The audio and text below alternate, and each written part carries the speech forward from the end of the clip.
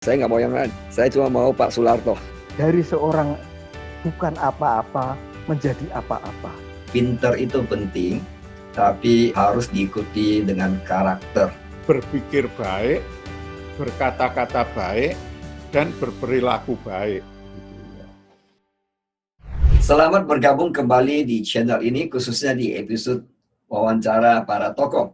Seperti kita ketahui bahwa tanggal 9 September yang lalu, Indonesia kehilangan seorang putra terbaiknya, yaitu Bapak Yaakob Utama, sebagai tokoh senior jurnalistik. Beliau juga salah satu pendiri dari Kompas Group. Hari ini kita akan berbincang-bincang dengan Pak Soeharto dan Dr. Nino Laksono, menggali jejak-jejak langkah Bapak Yaakob Utama ini. Pasti banyak nilai-nilai filosofi hidup, baik dalam karirnya maupun kehidupan dia sehari-hari. Tentu kedua tokoh ini adalah pantas sekali untuk men-sharingkan karena mereka cukup dekat dengan Bapak Yaakob Utama. Buku yang ditulis oleh Pak Soeharto dalam hal ini dan membahas biografi perjalanan hidupnya Pak Yaakob Utama. By the way, Pak Soeharto, terima kasih atas kesediaannya hadir di forum ini. Kesan-kesan Bapak terhadap beliau ini bisa di-sharingkan biar generasi muda bisa mempelajari dari Pak Yaakob Utama. Iya Pak, kalau soal atasan dan bawahan, kami itu orang Jawa, Pak Yaakob juga orang Jawa. Saya tetap menganggap beliau adalah bapak saya. Beliau adalah atasan saya. Beliau adalah yang berhasil mengubah saya dari seorang bukan apa-apa menjadi apa-apa.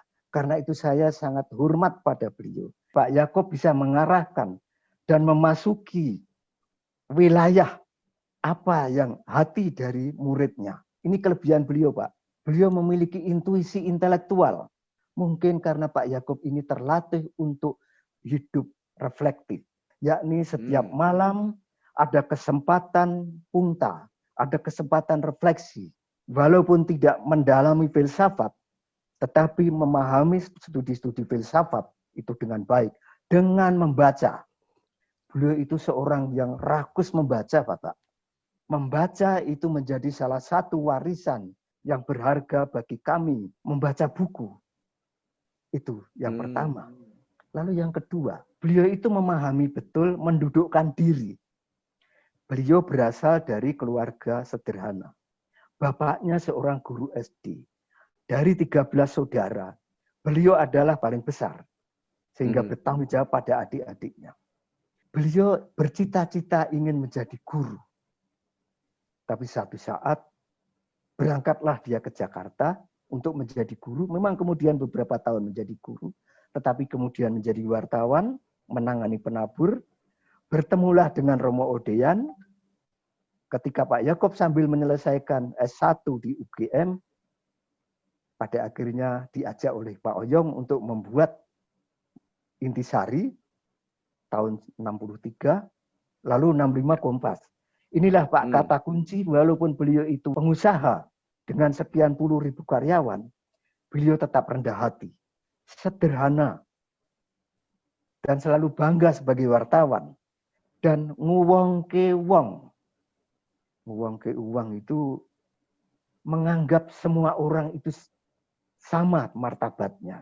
Martabat manusia itu adalah yang utama. Karena itulah lalu ketemu waktu itu ketika mendirikan Kompas, humanisme transendental atau kemanusiaan yang beriman, kemudian juga menjadi amanat hati nurani rakyat, dan Pak Yaakob bisa mengasuh semua orang, Pak. Yang kaya, yang miskin sama. Bawaan dari seorang yang sederhana, dalam berpikir yang sangat tinggi, toh selalu membumi dasar beliau sebagai seorang yang sangat sederhana, berasal dari anak desa, tidak berubah Pak sampai akhir beliau. Jadi kami itu memiliki seorang panutan, seorang referensi yang sederhana. Walaupun menduduki jabatan yang besar, betapa terkenal beliau itu, hampir semua pejabat Pak, calon presiden, pernah bertemu dan dengan Pak Yaakob. semua menteri pernah datang. Dan kami yang bertahun-tahun itu mendampingi beliau, selalu diajak untuk bertemu, untuk mendampingi beliau. Itulah Pak kedekatan kami.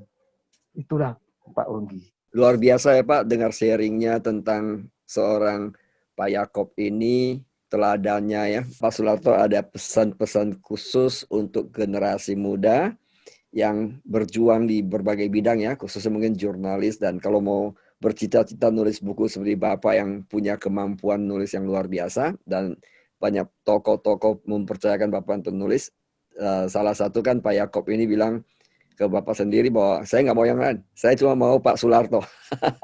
Ya, berarti kan ada satu kemampuan tersendiri di sini sudah pasti. Nah, mungkin Bapak bisa sharingkan atau nasihat untuk generasi muda, Pak.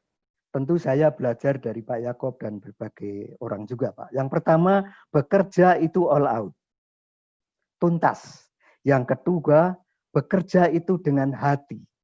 Dengan hati, terutama wartawan, itu menuntut satu keterlibatan batin di dalam pekerjaan. Kalau saya atau wartawan itu mengkritik seseorang, jangan mengkritik sampai sehabis-habisnya. Karena setiap orang, setiap persoalan yang dikritik, itu pasti selalu mengandung, memuat, memiliki kebaikan dan kelebihan. Paradoks. Itulah Pak yang kedua. Yang ketiga, memanusiakan orang. Setiap orang memiliki kelebihan dan kekurangan. Kelebihan dari seseorang diberikan pada orang lain. Sedangkan kekurangan dari yang lain ditutup oleh kelebihan yang lain. Inilah perlunya kerjasama. Kerjasama itu menuntut kerendahan hati. Bahwa saya mau belajar dengan orang yang lebih. Mengakui kelebihan orang.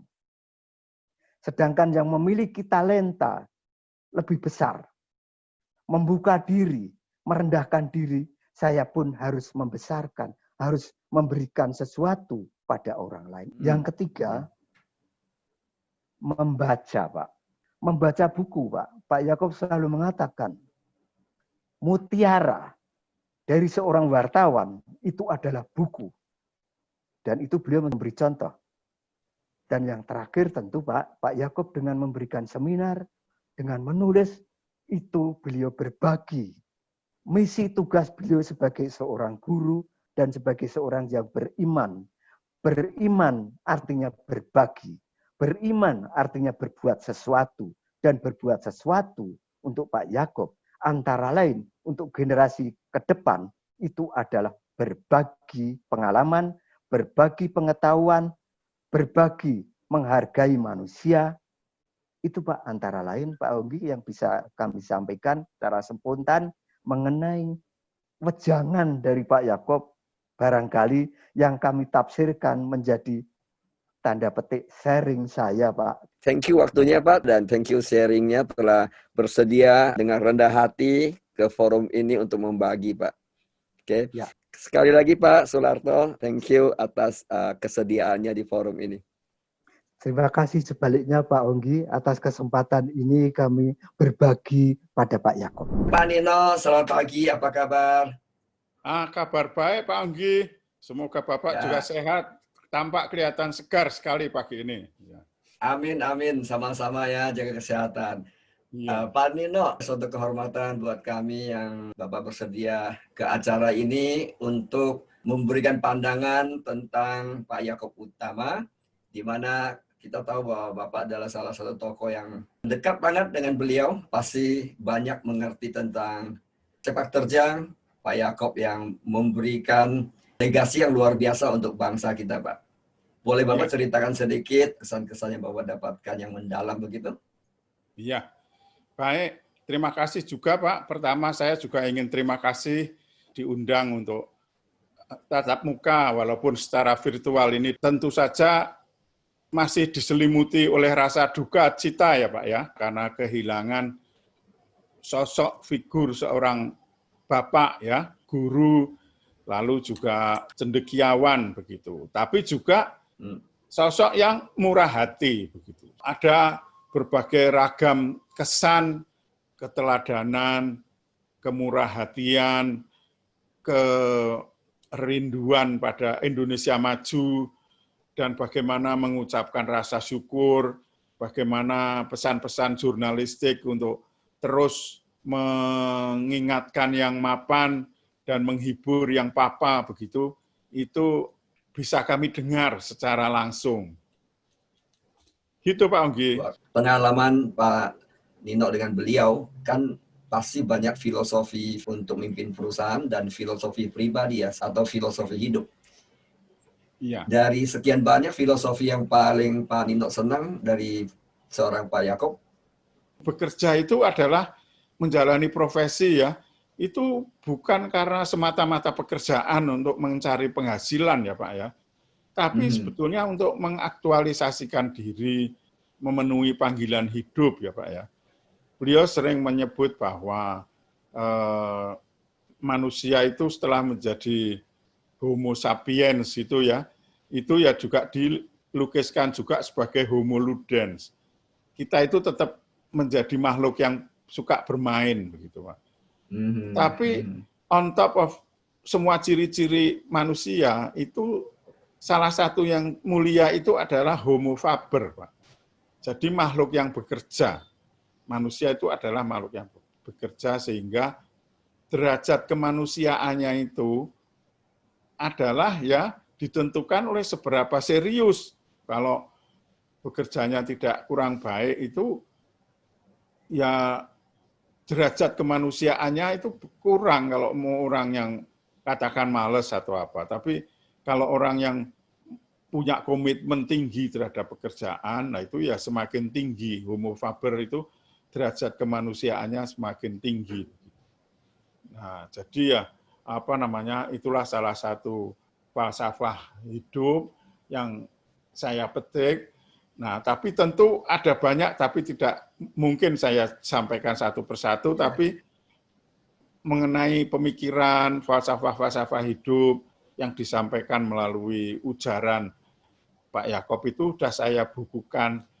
Terakhir di dalam buku itu kan saya menyebut juga bahwa dalam ungkapan dalam bahasa Jawa itu ojo luguten, ojo lugut itu loh Pak, duri-duri halus yang ada di pohon, di batang pohon bambu itu, lugut itu. Jadi hati itu hendaknya itu jangan sampai jadi memiliki perasaan yang entah iri, dengki apa seperti itu. Itu sebaiknya jangan, hati itu dijaga supaya bersih ya, sehingga lalu bisa konsekuen dengan ajaran beliau yang lain, yaitu berpikir baik, berkata-kata baik, dan berperilaku baik. Begitu, ya. Itu salah satu yang menonjol dari beliau. Hal yang lain yang juga terus disampaikan oleh beliau sampai terakhir itu adalah bersyukur. Bersyukur itu tidak berhenti pada ucapan, tapi bersyukur itu seperti dilambangkan begitu ya, itu oleh perbuatan memberi Pak Onggi. Jadi almarhum itu sosok yang murah hati. Banyak yang karyawan itu lalu terharu bisa punya rumah, bisa punya kendaraan, bisa menyekolahkan anak sampai tinggi begitu ya, ditolong ketika sakit, ditengok ketika sakit, dihadiri ketika punya hajat, menikahkan, dan bahkan terutama adalah kalau ada yang meninggal begitu semasa beliau kuat. Pak, sebelum kita berakhir dari diskusi singkat ini, ya, dari Pak Nino sebagai seorang senior ya, mungkin ada pesan-pesan untuk junior anak-anak muda sekarang. Kan banyak pelajarannya yang saya dengar dari sharing Pak Nino tadi. Tentu dari sisi Pak Nino juga banyak wisdom atau wejangan lah untuk anak-anak muda. Boleh sharing sedikit Pak? Legasi almarhum Pak Yakob itu adalah bahwa kita itu meningkatkanlah diri kita itu tidak puas hanya begini-begini saja begitu. Tapi untuk supaya bisa meningkat jenjangnya itu levelnya itu ya dilakukan melalui bekerja keras di bidang masing-masing. Ora et labora itu ya ternyata ya memang bekerja dan berdoa itu seiring lah ya. Bekerja tuntas, bekerja sambil berdoa, dan bersyukur manakala diberi keberhasilan ataupun ketabahan di dalam menerima masalah. Itu saya kira terdengarnya basic, klasik, tapi ya mungkin itulah esensi. Saya mengamati, beliau itu sering menyampaikan, pinter itu ya penting, tetapi makin ke sini pinter itu nomor 2. Yang penting itu karakter. Jadi kepada generasi penerus, saya juga ingin menggaungkan bahwa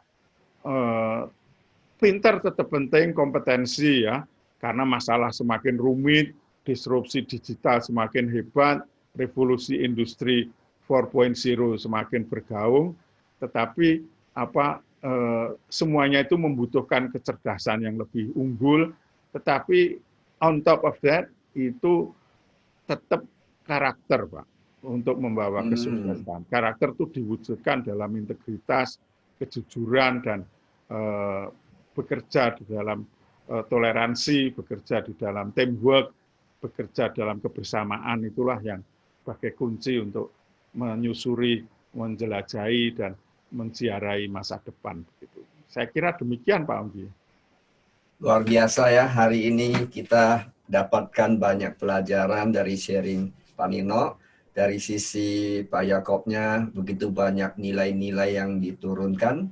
Dan saya setuju dengan Pak Nino mengatakan bahwa pinter itu penting, tapi harus diikuti dengan karakter. Karena disitulah kualitas manusia yang dinilai sesungguhnya, bukan sekedar pinter, Pak ya.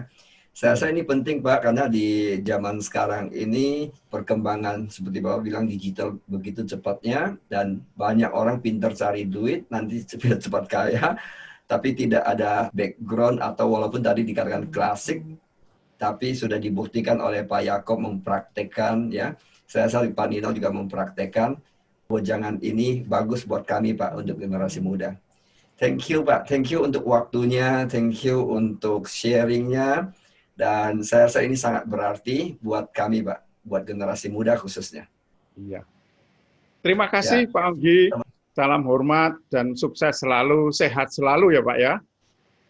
Sama-sama, Pak. Ya, jaga kesehatan. Ya, baik. Sampai ketemu di kesempatan yang lain. Pak. Ya, seperti di pembukaan acara tadi saya katakan bahwa pasti banyak nilai-nilai yang kita bisa petik dari seorang Bapak Yakob Utama.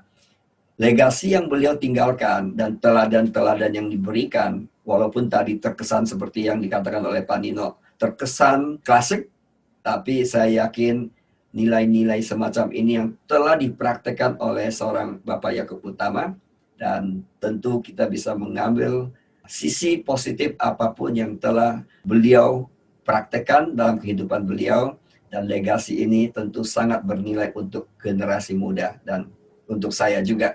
Thank you for watching, dan sampai ketemu pada episode berikutnya. Bye-bye.